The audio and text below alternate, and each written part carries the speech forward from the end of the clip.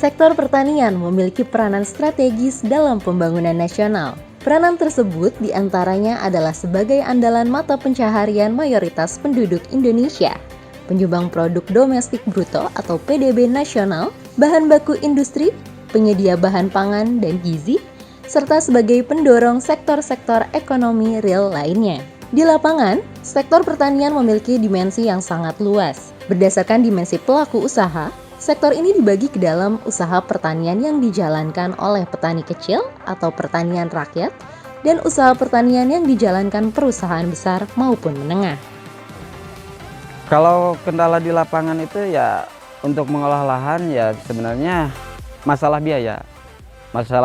Satu masalah biaya, terus masalah tenaga kerja. Tenaga kerja itu ya mungkin anak muda sekarang itu sudah pada enggan lah. Dari sekian banyak jenis pembiayaan yang terdapat di bank, salah satunya adalah pembiayaan KUR atau kredit usaha rakyat, yaitu layanan kredit atau pembiayaan yang diberikan oleh pemerintah melalui perbankan meliputi keseluruhan bentuk usaha, terutama usaha yang bergerak di sektor usaha produktif seperti pertanian. Saya tahunya ada KUR itu, ya kebetulan saya sebagai kepengurusan kelompok, terus saya diberitahu oleh Dinas Pertanian, BPP kan, ya dikasih tahu oleh BPP gitu. Mulai kami KUR yaitu dari tahun 2017 dan setiap 5 bulan sekali, mungkin setahun 2 kali kami mengajukan KUR, sehingga ya alhamdulillah kami itu sangat terbantu sekali. Untuk petani itu ya alhamdulillah sesudah adanya KUR itu petani itu mungkin olah tanah lebih cepat kan gitu. Olah tanah lebih cepat, terus pemupukan juga lebih cepat, ya panen juga bisa lebih cepat sebenarnya kan gitu. Kemudahan akses kredit usaha rakyat menjadi salah satu target kerja Kementerian Pertanian dalam segi pembiayaan. Nantinya pengajuan dan penyaluran KUR akan dilakukan melalui Komando Strategis Pembangunan Pertanian atau Kostratani di tingkat kecamatan.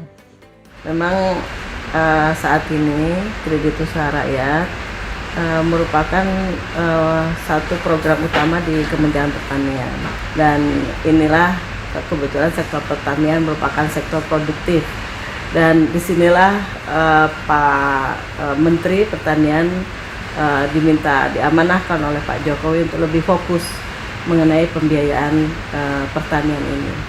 Nah, di mana saat ini kami Direktorat Pembiayaan mendapatkan amanah 50 triliun ya, untuk komoditas pertanian. Saat ini Pak Menteri lebih mengarahkan ke hilirnya di mana bisa sampai 500 juta dan tetap bunganya 6% ya. Di sini pemerintah mengadakan subsidi bunga yang pada 2019 7% dengan perjuangan Pak Menteri. Pada waktu itu beliau baru 2 hari dilantik, dan beliau meminta langsung kepada Kemenkyu untuk diturunkan bunganya menjadi 6%. KUR diharapkan dapat menjadi stimulus untuk mendorong percepatan pertumbuhan UMKM di tanah air. Kedepan diharapkan akan menaikkan daya tawar petani terhadap pasar. Proses produksi dan mutu hasil tani yang dihasilkan akan lebih efisien dan berkualitas, sehingga mata rantai pemasaran dapat terpangkas.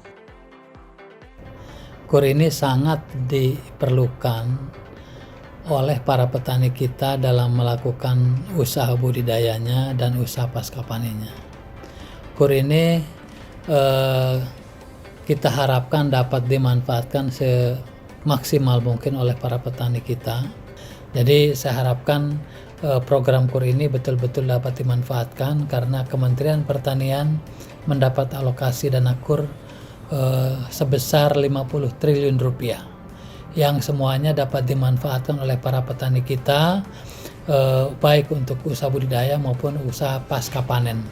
Untuk UMKM-nya juga di bidang pertanian itu sangat kami harapkan, dan tentunya mendukung pemerintah dalam meningkatkan produktivitas dan meningkatkan ekspor kita. Pak Menteri sudah mempunyai program Gratiek, gerakan 3 kali ekspor selama 5 tahun. Ya, ini yang harus kita topang. Salah satunya adalah melalui pembiayaan dengan memanfaatkan dana KUR, kredit usaha rakyat.